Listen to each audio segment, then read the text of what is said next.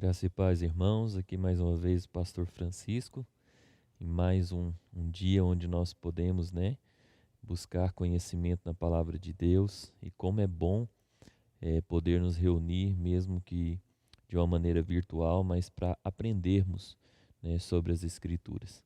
Nós estamos aí já chegando ao final, do nosso panorama bíblico do Novo Testamento, onde nós estaremos estudando hoje a penúltima epístola, de todo o Novo Testamento. E eu tenho certeza que até aqui, muito conhecimento a gente adquiriu, como a gente tem sempre dito, a gente não tem esgotado todo o estudo, porém a gente tem aqui direcionado, como os irmãos podem até continuar a buscar, este conhecimento.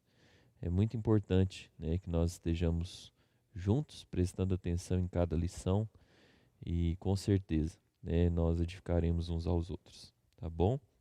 Uma satisfação muito grande, de ter cada um dos irmãos aí presentes, conectados, Eu quero dizer que é um privilégio, poder estar aqui com os irmãos, aprendendo um pouco mais da palavra de Deus, tá bom? Vamos então dar início, ao nosso estudo de hoje. Eu quero te convidar a fazer uma oração comigo, Vamos orar apresentando diante do Senhor as nossas vidas neste instante, tá bom?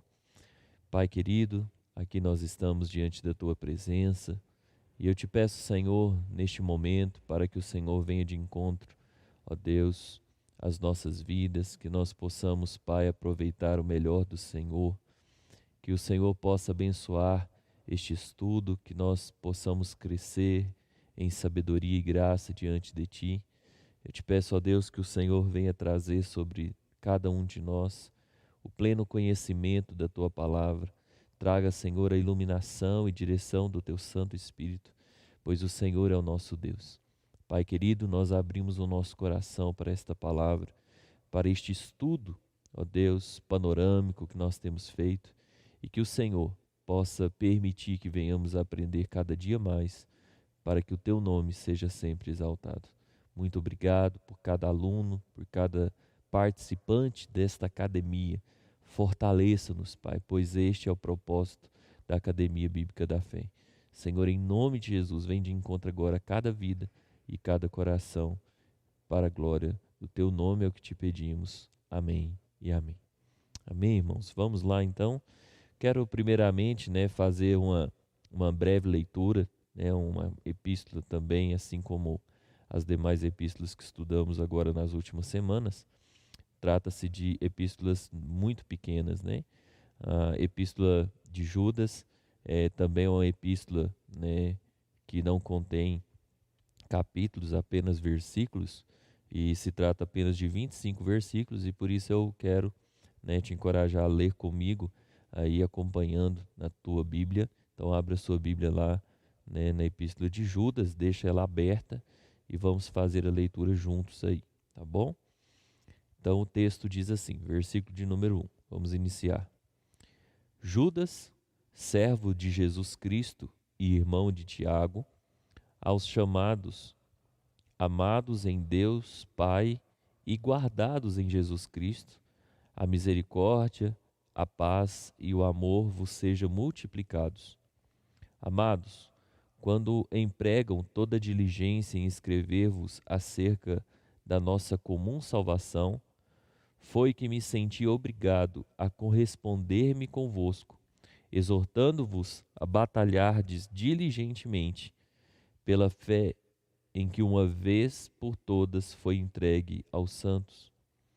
Pois certos indivíduos se introduziram com dissimulação, os quais desde muito foram antecipadamente pronunciados para esta condenação. Homens ímpios que transformam em libertinagem a graça de nosso Deus e nega o nosso único soberano e Senhor Jesus Cristo. Quero, pois, lembrar-vos, embora já estáis cientes de tudo, uma vez por todas, que o Senhor, tendo libertado um povo, tirando-o da terra do Egito, destruiu depois os que não creram. E há anjos, os quais não guardaram o seu estado original, mas abandonaram o seu próprio domicílio. Ele também, guardando sob trevas, em algemas eternas para o juízo do grande dia. Como Sodoma e Gomorra e as cidades circunvizinhas, que havendo-se entregado à prostituição, como aqueles segundo após outra carne, são postas para exemplo do fogo eterno, sofrendo punição. Ora, estes, da mesma sorte, quais sonhadores alucinados, não só contaminam a carne, como também rejeitam o governo e difamam autoridades superiores. Contudo, o arcanjo Miguel, quando contendia com o diabo e disputava a respeito do corpo de Moisés, não se atreveu a proferir juízo infamatório contra ele. Pelo contrário, disse: O Senhor te repreenda. Estes, porém, quando a tudo o que não entendem, difamam, e quanto a tudo o que compreendem por instinto natural, como brutos sem razão, até nessas coisas se corrompem. Ai deles, porque prosseguiram pelo caminho de Caim e, movidos de ganância, se precipitaram no erro de Balaão e pereceram na revolta de Corá. Estes homens são como rochas submersas. Em vossas festas de fraternidade, banqueteiam-se juntos sem qualquer recato. Pastores que a si mesmos se apacentam, nuvens sem água impelidas pelos ventos, árvores em plena estação dos frutos destes desprovidas, duplamente mortas, desarraigadas, ondas brávias do mar que espumam as suas próprias sujidades, estrelas errantes para as quais tem sido guardadas a negridão das trevas para sempre. Quanto a estes, foi que também profetizou Enoque, o sétimo depois de Adão, dizendo: Eis que veio o Senhor entre suas santas miríades, para exercer juízo contra todos e para fazer convicto todos os ímpios acerca de todas as obras ímpias que impiamente praticam, acerca de todas as palavras insolentes que ímpios pecadores proferiram contra ele. Os tais são murmuradores, são descontentes, andando segundo as suas paixões. A sua boca vive propalando grandes arrogâncias. São aduladores dos outros, por motivos interesseiros. Vós, porém, amados, lembrai-vos das palavras anteriormente proferidas pelos apóstolos de nosso Senhor Jesus Cristo, os quais vos diziam: no último tempo haverá escarnecedores, andando segundo as suas ímpias paixões. São estes os que provêm de visões sensuais, que não têm o Espírito. Vós, porém, amados, edificando a vossa fé santíssima, orando no Espírito Santo e guardando-vos no amor de Deus, esperando a misericórdia de nosso Senhor Jesus Cristo para a vida eterna. E compadecei-vos de alguns que estão na dúvida, salvai-os, arrebatando-os do fogo. Quanto a outros, sede também compassivos em temor, detestando até a roupa contaminada pela carne. Ora, aquele que é poderoso para vos guardar de tropeços e para vos apresentar com exultação, imaculados diante da sua glória, ao único Deus, nosso Salvador, mediante Jesus Cristo, Senhor nosso, glória, majestade, império e soberania, antes de todas as eras, e agora e por todos os séculos. Amém. Amém, queridos. Esta é a Epístola de Judas, onde com certeza nós vamos aprender muito, neste momento. Mas antes de nós entrarmos no nosso estudo propriamente dito, eu quero aqui relatar uma história bastante conhecida, e uma história fictícia, mas que traz, para mim e para você algo bem interessante. Conta-se essa história, que havia um marido, um homem, que todos os dias ele chegava em casa, né, cumprimentava sua esposa que estava ali fazendo os afazeres. E quando ele olhava pela janela, ele via, né, a casa do vizinho, né? E ali o lugar onde a, a sua vizinha, a esposa daquele vizinho, né, fazia, colocava as roupas para secar ali, né, no varal. E por várias vezes ele chegava em casa e falava para sua esposa: Nossa, meu bem, você precisa, né, conversar com a vizinha, né, explicar para ela como que se faz para lavar roupa. Olha lá, a roupa deles, né, ela acabou de lavar e permanece suja, né? Será que eles não têm, né, uma máquina? Será que eles não lavam direito? O que será que acontece? Isso aconteceu uma, duas, três, e depois de alguns dias ele então, né, chega em casa e mais uma vez, como era de costume, ele estava ali, cumprimentou sua esposa e a vizinha estava lá novamente colocando as roupas no varal. E dessa vez ele percebeu algo diferente. Ele disse: Nossa, olha lá, a roupa da vizinha está limpa, né? Você ensinou ela? O que aconteceu? Né? Olha que interessante, que bom, né? Que ela realmente, até que enfim, ela aprendeu a lavar a roupa direito.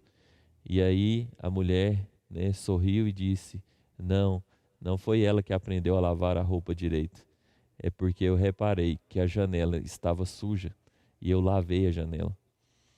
É aquilo que eu quero trazer como reflexão para nós, né, que vamos aprender acerca dessa epístola aqui, que fala exatamente sobre isso, sobre a importância de nós conhecermos aquilo que é verdadeiro. Enquanto aquele homem chegava em casa e via, né, a roupa da vizinha lá suja, é porque ele não conhecia qual era a verdade. Ele não conhecia o que realmente estava sujando. E às vezes nós precisamos olhar para nós e ver se não tem sido em nós a falha. Será que não somos nós que temos permitido que as impurezas deste mundo nos tire a visão real daquilo que a gente precisa enxergar? Então, quero deixar essa reflexão, porque quantas vezes, né, dessa forma que nós temos lidado com a nossa caminhada, a nossa trajetória cristã. Às vezes olhamos para o nosso próximo e vemos tantos defeitos, quando na verdade nós precisávamos olhar para dentro de nós e saber se realmente estamos vivendo na verdade, se realmente estamos limpos o suficiente para poder ajudar o próximo. Amém? Então que esta palavra possa, né, aí ficar gravada no coração. É apenas uma ilustração para que a gente dê entrada agora no nosso estudo, que vai falar a respeito exatamente da importância, né, de nós distinguir, né, quem são os inimigos da fé. Judas ele trata exatamente, né, acerca, né, da defesa da fé. Ele traz este contexto tão importante para que eu e você, né, possamos ser apologetas da nossa geração, né? Ah, então ele traz aqui, né, uma distinção entre aqueles que verdadeiramente seguem a verdade e aqueles que não cumprem o propósito do Senhor. E também esta epístola vai nos ensinar a compreender, né, que nós temos uma batalha, né, uma batalha na fé por Jesus Cristo, uma batalha onde nós precisamos saber lutar. E não basta a gente entrar na batalha sem que nós tenhamos o armamento certo e sem que saibamos usar. De nada adianta nós pegarmos em uma arma se a gente não sabe usar. Então aqui nós vamos aprender a respeito disso. E por fim nós vamos estar, né, aprendendo também a estabelecer uma rotina de estudo bíblico, né, para que a gente possa estar cada vez mais preparado. Eu quero parabenizar todos que estão participando, né? Se você está participando há pouco tempo, quem sabe você ainda não assistiu às outras aulas, nós vamos disponibilizar as demais aulas e eu te encorajo, não deixe de participar da Academia Bíblica da Fé. O intuito dos nossos estudos aqui é exatamente para que eu e você possamos estar preparados como guerreiros do Senhor, para que jamais a gente seja pego despreparado. Então esteja sempre, né, atento, aprendendo, leia, releia, ouça os áudios quantas vezes forem necessárias. Se houver alguma dúvida, podem me procurar, né, diretamente. Então, vocês têm esta oportunidade. Então, não deixe de buscar a face do Senhor, tá bom? Então, vamos lá. A Epístola de Judas, né? Primeiramente, é importante a gente entender aí, como eu sempre trago para os irmãos, né, as informações básicas, né, sobre essa epístola, né? Então, vou estar falando aqui mais uma vez que essa epístola ela faz parte de um grupo, né, o grupo das epístolas gerais.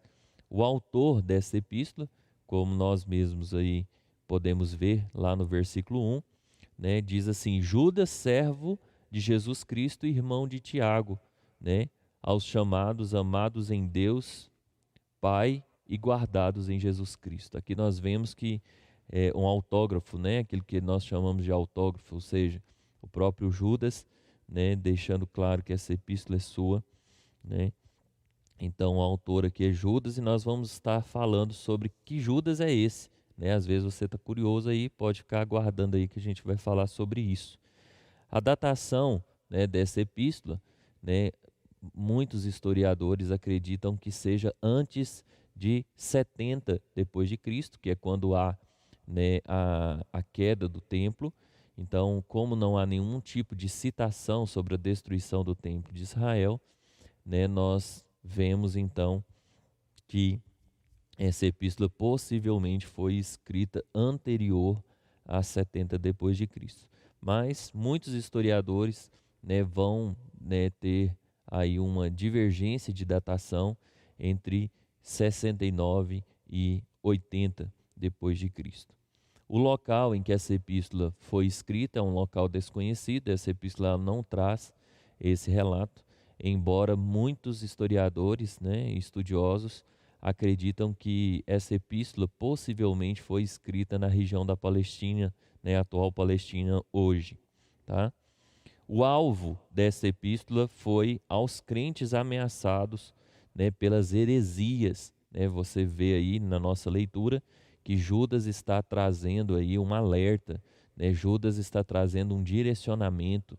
Por quê? Porque estava acontecendo ali a disseminação de heresias, ou seja, de falsos ensinamentos. O que é uma heresia? A distorção da verdade, a distorção da palavra de Deus, a distorção daquilo que é verdadeiro, daquilo que é do próprio Deus.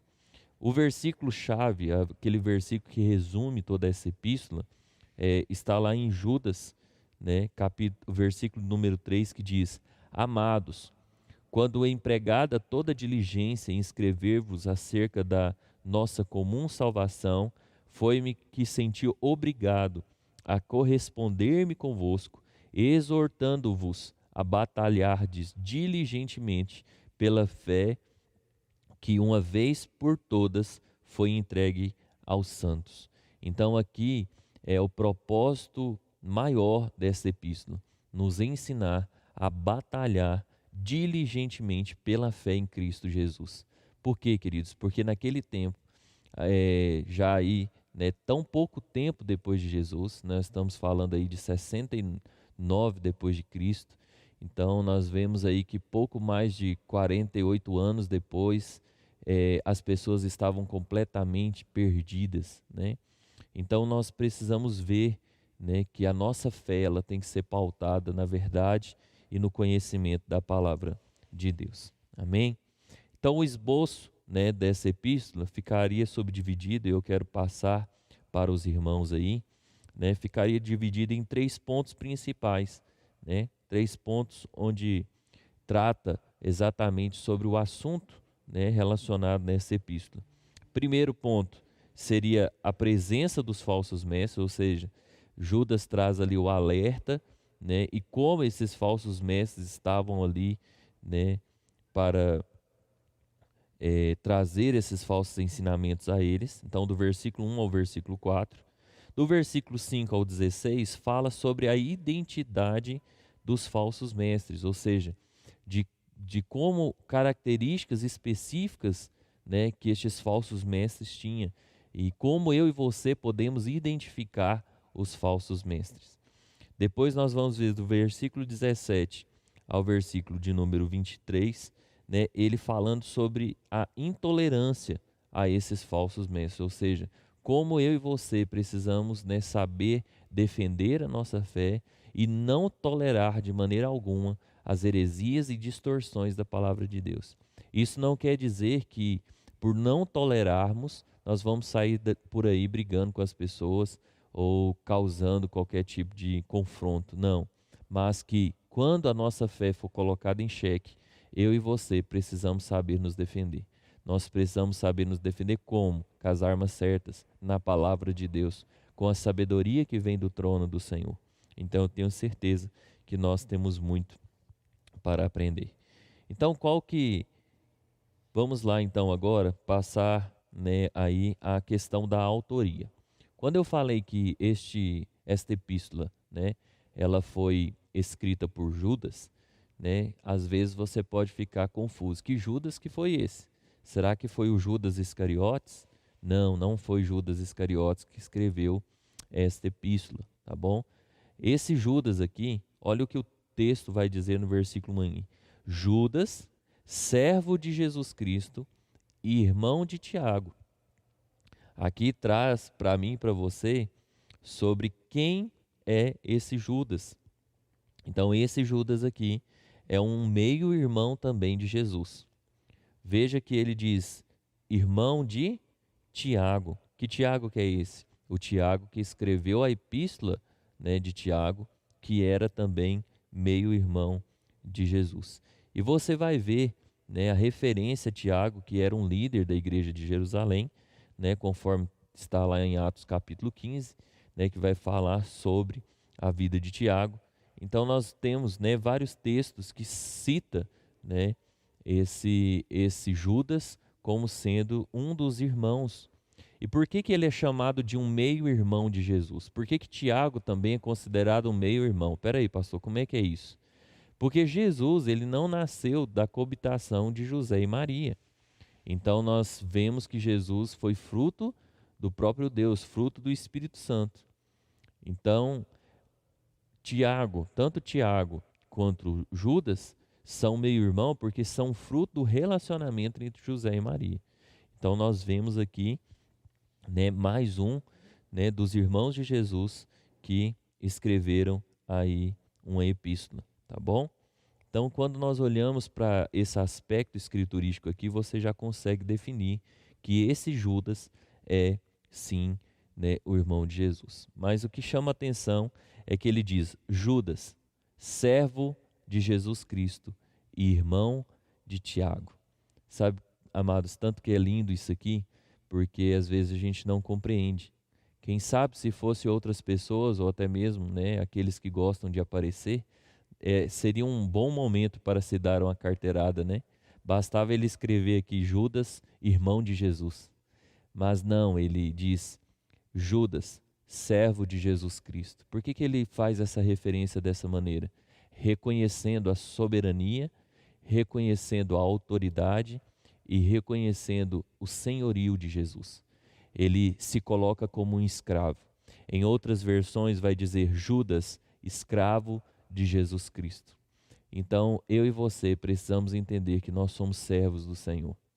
Aqui Judas já traz um princípio muito importante para mim e para você. Nós precisamos reconhecer quem é Jesus na nossa vida. Eu e você somos servos do Senhor, ou eu e você temos usado o Senhor para cumprir os nossos propósitos? Aqui já fica uma reflexão bem no começo dessa epístola e nos mostra o quanto ela é rica, o quanto é poderosa a palavra de Deus. E ele vai dizer irmão de Tiago, ou seja, coloca-se no mesmo patamar do seu irmão, coloca-se no mesmo patamar que eu e você. Nós somos todos irmãos, somos todos filhos de um mesmo Deus. Amém? Então aqui nós vamos ver, né, como tudo isso, né, cumpriu para abençoar aquele povo e também para trazer o conhecimento a mim e a você, tá bom? Então vamos aí, caminhar, dentro, deste esboço que nós falamos aí sobre a questão da presença dos falsos mestres, nós vamos ver aí também que dentro desses versículos de 1 a 4, fala também sobre a importância que eu e você temos que ter, né, do mundo à nossa volta. Então ali nós vamos ver que Judas, né, nós vamos estar lendo de novo, você vai ver que Judas trabalha esse aspecto aqui, sobre a importância de nós conhecermos aquilo que está à nossa volta. Então ele vai dizer, então versículo 1, vamos ler novamente. Judas, servo de Jesus Cristo, irmão de Tiago, aos chamados, amados em Deus, Pai, e guardados em Jesus Cristo, a misericórdia, a paz, o amor vos sejam multiplicados. Amados, quando empregada toda diligência em escrever-vos acerca da nossa comum salvação, foi que me senti obrigado a corresponder-vos convosco. Veja que ele olha para a circunstância que está acontecendo em volta dele e se sente obrigado a cuidar dos irmãos, obrigado a enviar algo que ele tinha autoridade para falar. Então ele vai continuar dizendo, exortando-vos a batalhardes diligentemente pela fé que uma vez por todas foi entregue aos santos, pois certos indivíduos se introduziram com dissimulações, os quais desde muito foram antecipadamente pronunciados para esta condenação, homens ímpios. A palavra ímpio significa inimigo de Deus, homens que vivem contrário à vontade de Deus, que transformam em libertinagem a graça de nosso Deus e nega o nosso único soberano e Senhor Jesus Cristo. Então veja que o assunto que Tiago está trazendo aqui é um assunto muito grave, porque ele está falando que havia homens ali que estavam entrando sorrateiramente, né, ali se camuflando no meio do povo de Deus para trazer ensinamentos completamente distorcidos. Esses homens estavam ali trazendo o gnosticismo, esses homens estavam ali trazendo a libertinagem. E isso até os dias de hoje perdura. Porque vira e mexe acontece aqueles que se levantam. E eu queria que os irmãos prestassem atenção em algo. Olha só o que ele diz ali, quando transformam em libertinagem a graça do nosso Deus. A graça, o tempo, o período da graça em que nós vivemos, é o período em que nós somos alcançados por um favor imerecido. Mas isso não nos dá direito para que nós possamos sair por aí fazendo o que quiser. O que estava acontecendo naquele tempo é que estes homens estavam dizendo, então se uma vez eu sou salvo pela graça, então eu agora, a partir de agora, eu posso fazer aquilo que eu quiser. E havia promiscuidade, havia ali toda sorte de imoralidade sexual, muitas circunstâncias estavam acontecendo naquele ambiente, como se fosse algo natural, e tudo era justificado, nós vivemos pela graça, nós já fomos salvos, então não há porquê.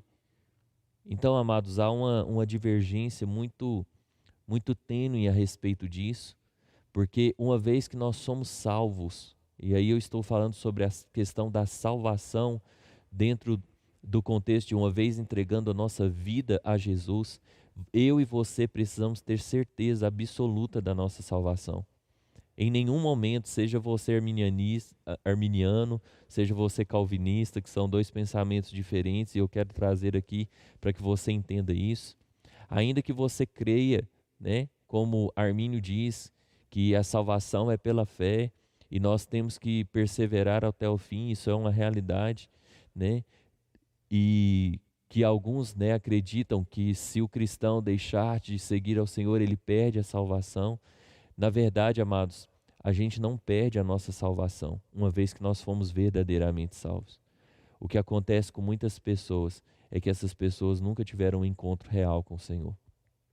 Tanto Armínio quanto Calvino vai pregar em cima do mesmo contexto. Embora um vai dizer que nós fomos eleitos e que a graça do Senhor é irresistível, que nós vamos ser alcançados, querendo ou não. Mas na verdade, amados, é que a graça do Senhor é que faz com que eu e você tenhamos condições. Então, aquilo que eu creio é que nós, sim, nós podemos, né, ser alcançados e fomos alcançados pela graça do Senhor. E essa graça nos deu uma salvação que ninguém pode nos roubar. Porque uma vez que fomos salvos, nós estaremos com o Senhor eternamente. Mas às vezes você pode dizer, pastor, tudo bem, então uma vez que eu fui salvo, eu agora posso sair praticando o que eu quiser? Não. Aí entra a heresia, aí entra o problema, aí entra a falha, e é exatamente isso que estava acontecendo com aquele povo naquele tempo, porque as pessoas acreditavam, não, eu estou salvo, agora eu posso sair fazendo qualquer coisa. E na verdade eles fazendo qualquer coisa, se você vive uma vida em pecado depois que você entregou a sua vida a Jesus, na verdade você está enganando a si mesmo. Você está negando ao Senhor Jesus novamente. Porque se Jesus morreu na cruz do Calvário para que eu e você tivesse vida, e sobre o madeiro ele pagou todos os nossos pecados, quando nós entregamos a nossa vida a Jesus, nós reconhecemos que esse pagamento foi suficiente para pagar toda a nossa dívida. Mas quando nós praticamos o erro, quando nós voltamos para o pecado, quando nós não confessamos aquilo que erramos, quando nós não nos arrependemos dos nossos pecados, nós passamos novamente a negar ao Senhor. Assim como um dia Pedro negou Jesus 3 vezes. E quantas vezes a gente olha para aquela circunstância e diz, nossa, Pedro foi avisado acerca disso, querido, nós também somos avisados o tempo todo acerca de como nós devemos caminhar com Jesus. E quantas vezes nós temos feito como Pedro, diante das pessoas, diante das circunstâncias, diante desse mundo que faz tanto barulho, quantas vezes a gente está lá negando Jesus. Então aqui fica uma reflexão para nós. Então é importante a gente saber, né, exatamente aquilo que está acontecendo à nossa volta. Nós vivemos no meio de um mundo onde que este mundo quer tentar nos levar ao erro, quer tentar nos levar à distorção.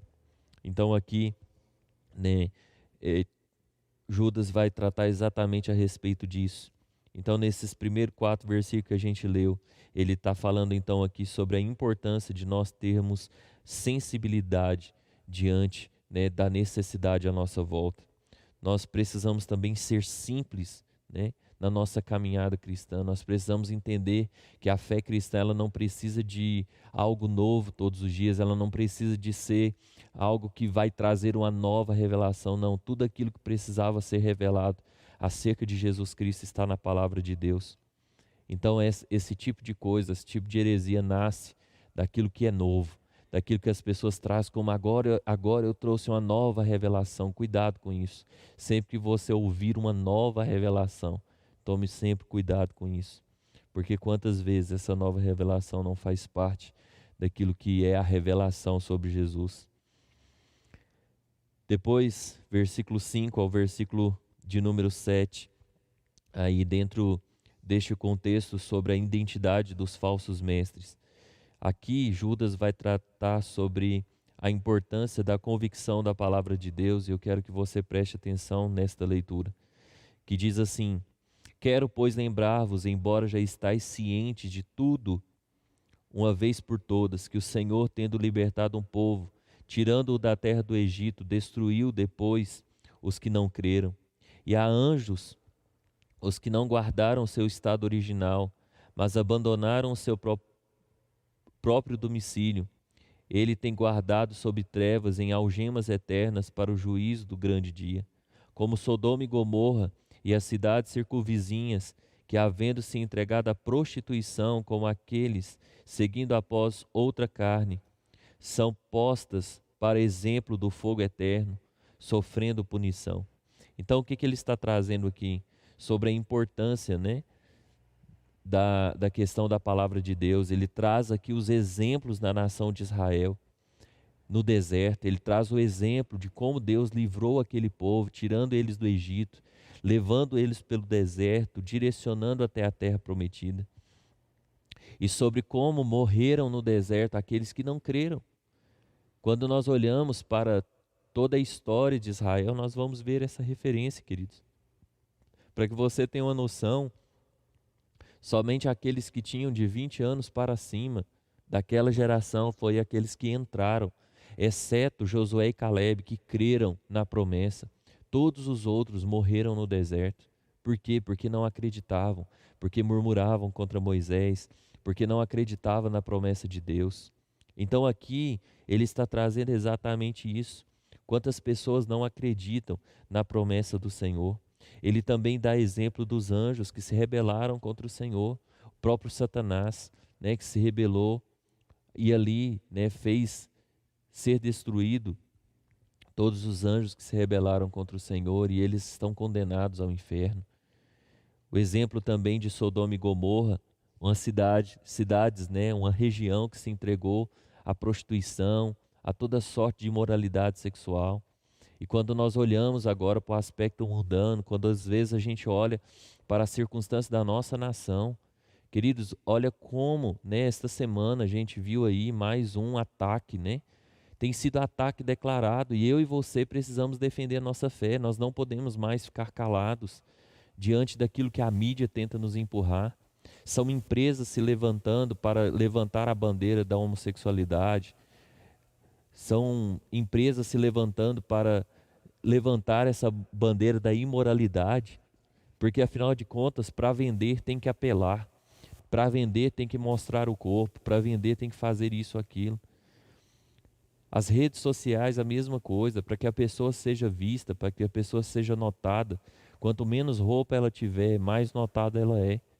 E aí nós temos que tomar cuidado com isso. O que eu e você, como cristãos, temos feito a esse respeito, como nós temos defendido a nossa fé, como nós temos ensinado a nossa casa. Tudo isso é muito importante. Então aqui Judas está trazendo exatamente esses exemplos para alertar aquele povo, e hoje para alertar a cada um de nós como igreja do Senhor. E dentro dessa identidade desses falsos mestres, né, a partir do versículo de número 8, ele vai começar a falar sobre a importância de eu e você conhecermos o nosso adversário.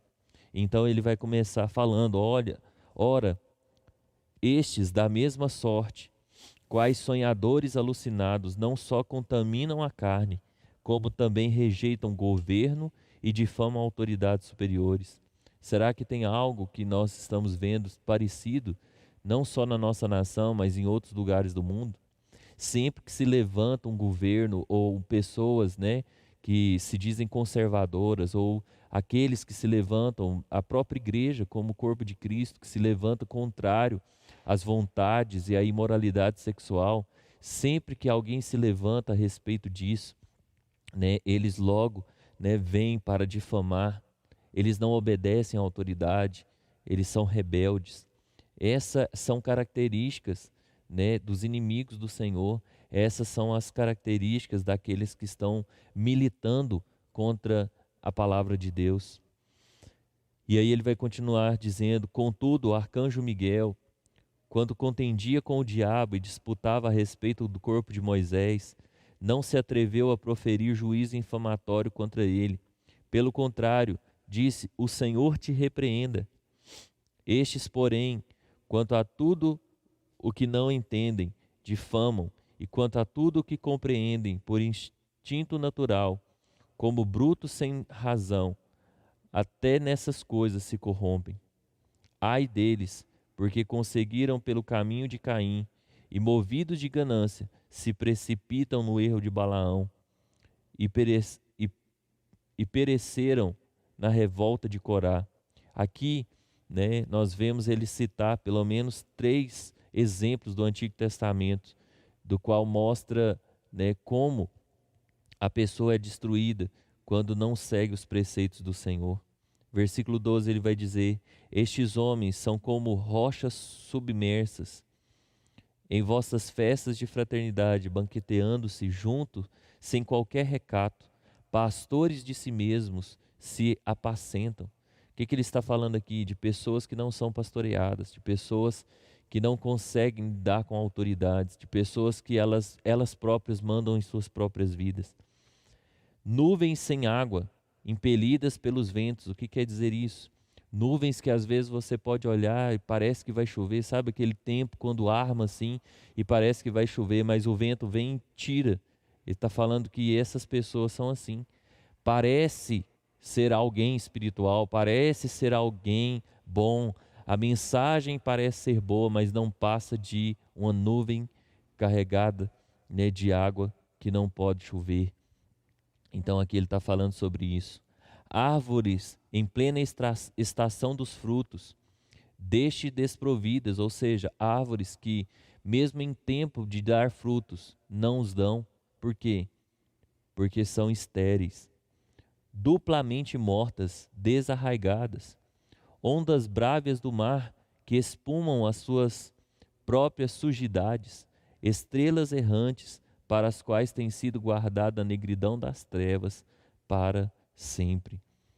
E continua: quanto a estes, foi que também profetizou Enoque, o sétimo depois de Adão, dizendo: Eis que veio o Senhor entre suas santas miríades, para exercer juízo contra todos os que fazem, convicto todos os ímpios, acerca de todas as obras ímpias que impiamente praticam, e acerca de todas as palavras insolentes que ímpios pecadores proferiram contra eles. Os tais são murmuradores, são descendentes, andando segundo as suas descontentes, andando segundo as suas paixões. A sua boca vive propalando grande arrogância. São aduladores dos outros por motivos interesseiros. Veja, queridos, que aqui ele está trazendo todas as características, né? É importante que eu e você conheça aqueles que realmente estão vivendo contrário à vontade de Deus. A conduta, né, desses falsos mestres. O coração desses falsos mestres não estão ligados àquilo que vem do Senhor. E aqui mostra também como a sentença de cada um deles já está decretada e que nós possamos estar sempre atentos aos falsos ensinamentos. E por fim, ele termina, né, falando sobre a questão da intolerância aos falsos mestres. E a partir do versículo de número 17, ele vai trazer essa questão de nós sabermos e termos compromisso, né, com a defesa da nossa fé. Então ele vai dizer assim: vós, porém, amados, lembrai-vos das palavras anteriormente proferidas pelos apóstolos de nosso Senhor Jesus Cristo. Aqui é mais uma referência que prova que esse Judas era um meio-irmão de Jesus, porque se ele fosse Judas, o apóstolo, não Judas Iscariotes, mas o outro Judas, apóstolo, com certeza, né, também chamado de Tadeu, com certeza ele estaria, né, ali assumindo a sua figura apostolar e não estaria falando na terceira pessoa assim. E ele vai falar sobre isso aqui. Lembrai-vos das palavras que anteriormente foram proferidas pelos apóstolos nosso Senhor Jesus Cristo, os quais vos diziam: no último tempo haverá escarnecedores andando segundo as suas ímpias paixões. Ou seja, será que nós não temos visto isso? O próprio apóstolo Paulo vai recomendar isso a Timóteo, né? Que chegaria o tempo em que as pessoas não suportariam a sã doutrina. Chegaria um tempo que eles amontoariam mestres para si segundo os seus próprios desejos, segundo as suas próprias paixões. E infelizmente, queridos, não quero generalizar, mas é o que as pessoas têm feito com os coaches da internet. Quantas pessoas aí sabem tudo sobre determinado assunto e quase nada a respeito da palavra de Deus? Quantas pessoas que estão por aí, né, bebendo somente daquilo que essas pessoas têm para te oferecer, tornando-se dependentes, né, desses coaches, né? A palavra coach é treinador em inglês, então eles têm ali uma metodologia de como segurar a pessoa. E quando nós falamos de treinador, falamos também de professor, de mestre. E será que a palavra de Deus está errada a respeito disso? Então é importante, e mais uma vez repito, não estou aqui generalizando e dizendo que esse trabalho é completamente infrutífero, mas nós precisamos saber usar até mesmo essa ferramenta de coach a favor da obra de Deus, não para ensinar aquilo que esse mundo tem a oferecer, mas exatamente aquilo que o Senhor tem para cada um de nós. Então é a respeito disso que Judas está falando aqui. No versículo 19 ele vai dizer: são estes os que promovem divisões sensuais, que não têm o Espírito, e veja que aí o Espírito está com E maiúsculo, ou seja, são pessoas que trazem divisões, contendas, traz toda sorte, né, de libertinagem sensual. É aquilo que eu disse, quantas pessoas estão hoje vivendo, né, um culto, praticamente um culto ao corpo, onde tudo tem que ser perfeito, onde tudo tem que ser mostrado, né? E nós temos que estar atentos a tudo isso daí. Guardai-vos no amor de Deus, esperando a misericórdia do nosso Senhor Jesus Cristo para a vida eterna, e compadecei-vos de alguns que estão na dúvida, salvai-os, arrebatando-os do fogo. Quanto a outros, sede também compassivos em temor, detestando até a roupa contaminada pela carne. Entenda aqui, queridos, que nós precisamos, assim como Deus que odeia o pecado, nós precisamos também odiar o pecado, mas nós temos a missão de socorrer os nossos irmãos. Nós temos que parar com esse negócio de que o problema ou a falha de caráter do outro não é problema meu. O problema de relacionamento do outro não é problema meu. Nós precisamos estar atentos uns aos outros, para que a gente possa orar uns pelos outros, direcionar uns aos outros, para que as pessoas não se percam. Quantas vezes nós vemos as pessoas se perderem no meio de tanta coisa fora da visão do Senhor e às vezes a gente não faz nada. Então o Senhor está nos chamando a estar prontos, a estar preparados, para que a gente possa verdadeiramente, né, estar ensinando a palavra do Senhor, estar ensinando o caminho correto e conduzindo, né, cada um daqueles que o Senhor colocar diante de nós aos céus. Então que nós possamos entender isso, porque a nossa missão é cuidar, a nossa missão é nos compadecer. Um dia nós estávamos perdidos, um dia estávamos desgarrados e o Senhor nos chamou para que nós possamos cumprir este propósito. Então que nós possamos entender aquilo que Judas estava dizendo aqui a esta região, a esta igreja, que nós possamos entender a importância, né, desta epístola e como uma epístola tão pequena traz para mim e para você uma bagagem tão grande para que a gente possa, né, estar sabendo defender a nossa fé. Amém?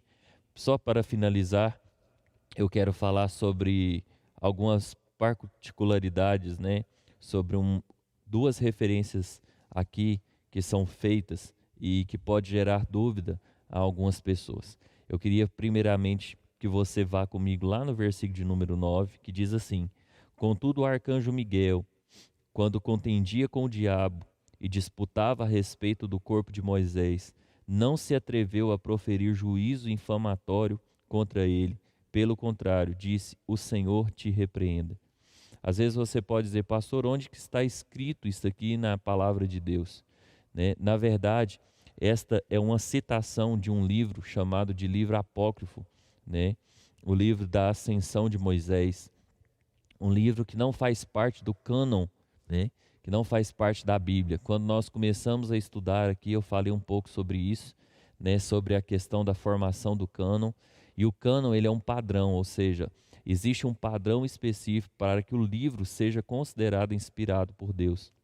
Então, baseado nisso, muitos escritos daquele tempo foram colocados como não canônicos, né? E esse é um dos livros que é considerado não canônicos. Mas eu quero ressaltar, amados, que embora esses livros não foram inspirados por Deus, eles não deixam de ter contextos verdadeiros e não deixam também de ter ali o seu contexto histórico, tá bom? Então ele tem a sua validade histórica e ele tem relatos ali que são verdadeiros. Por quê? Porque naquele tempo era muito comum, né? Antes de vir a escrita, né? Muitas dessas obras elas foram propagadas de maneira oral. Então nós vemos que muitos desses escritos que foram escritos aí dentro daquilo que a gente chama de período intertestamentário, ou seja, durante o período de silêncio entre o último livro do Antigo Testamento e o primeiro livro do Novo Testamento, que nós sabemos aí que se passaram pelo menos 400 anos, onde Deus não falou. Durante esse período intertestamentário foram escritos esses livros, porém, como eu disse, embora eles não foram inspirados por Deus e por isso não estão na palavra de Deus, que é a Bíblia, eles têm o seu valor histórico e têm o seu valor também de veracidade. Então, quando nós olhamos para essa citação aqui de Judas, muitas pessoas podem te questionar e dizer: então isso aqui está validando o livro apócrifo. Não está validando ele, está validando apenas uma citação. É como se nós, né, diante de tantos escritos que existe acerca de qualquer assunto que a gente possa tratar, é como se a gente citasse aí, como a gente tem o costume de fazer, uma frase, né, de algum escritor famoso. Então aqui o que Judas está fazendo é nada mais, nada menos que citando uma frase e dizendo: assim como o arcanjo Miguel, quando contendia com o diabo e disputava a respeito do corpo de Moisés, não se atreveu a proferir juízo infamatório contra ele, pelo contrário, disse: o Senhor te repreenda. Aqui ele estava dizendo que quando o arcanjo Miguel houve essa batalha pelo corpo de Moisés, conforme é referenciado lá no livro da Ascensão de Moisés, ali nem o próprio anjo que tinha autoridade para repreender Satanás ali, ele não o fez. Pelo contrário, ele repreendeu pela autoridade de Deus. O que ele está ensinando aqui?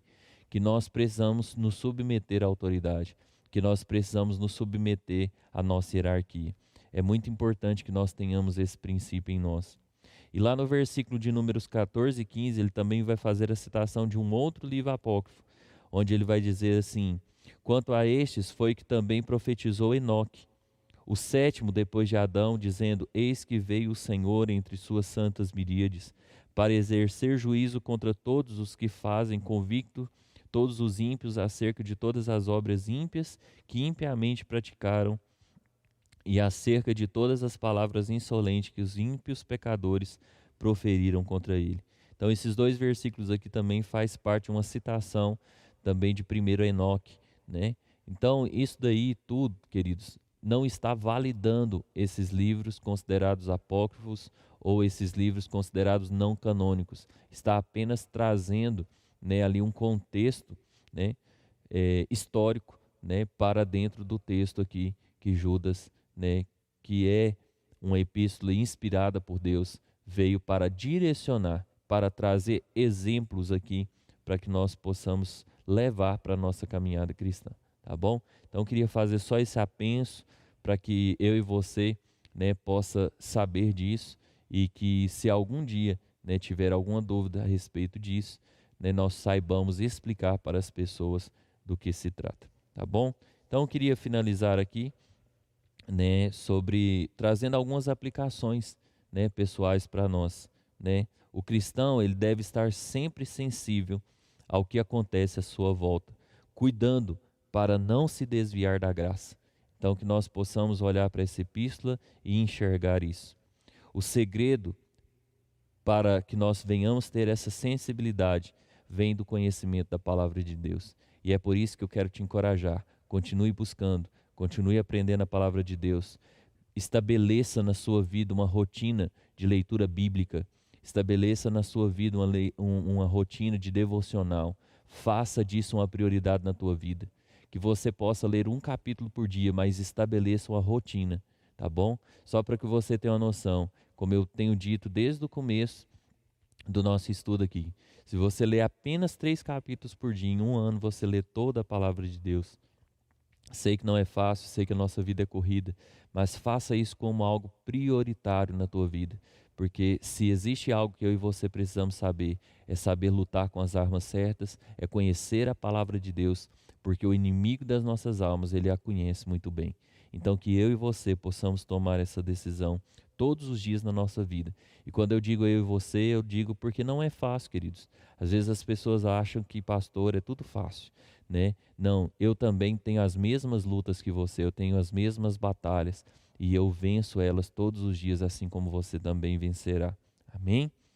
Todo pecado nasce de um coração distante de Deus. Então, quanto mais distante a pessoa estiver de Deus, mais tendencioso é ao erro. Não existe melhor caminho para a batalha da fé do que o discipulado cristão. Então, que eu e você possamos estar sempre juntos, unidos no mesmo propósito e sempre caminhando uns com os outros, porque o discipulado é andar com aqueles que têm a mesma fé que eu, caminhar com alguém que vai me edificar e que eu e você possamos ter isso na nossa mente, tá bom? Então, fica aí essas aplicações pessoais, né, a respeito dessa epístola, e eu tenho certeza que o Senhor continuará falando muito e poderosamente a cada um de nós, tá bom? Vamos lá, vamos orar, vamos agradecer ao Senhor por esta noite, por este momento, né, de aprendizado, no nome do Senhor Jesus Cristo. Pai querido, aqui nós estamos diante de Ti, e eu quero Te agradecer pela vida de cada um dos irmãos que tem se dedicado a buscar o conhecimento. A cada um de nós que o Senhor tem concedido essa graça, ó Pai, a sabedoria, para que possamos estar juntos aprendendo a palavra de Deus e que o Senhor continue nos conservando em Tua presença. Pai, que nós entendamos aquilo que aprendemos hoje e que possamos priorizar o reino do Senhor. Abençoa as nossas vidas, nos guarda e nos livre de todo mal. Nos dê, ó Deus, uma semana abençoada. Que a presença manifesta da Tua graça esteja sobre cada um de nós. No nome do Senhor Jesus Cristo é que oramos. Amém e amém. Amém, queridos? Que o Senhor abençoe e até nosso próximo encontro, onde nós estaremos falando, né, do próximo livro, né, que é o livro do Apocalipse. Tá bom? Que Deus possa te abençoar e não se esqueça, leia, medite, aprenda, porque o Senhor conta com você. Amém? Fique com Deus, graça e paz, um forte abraço e até lá.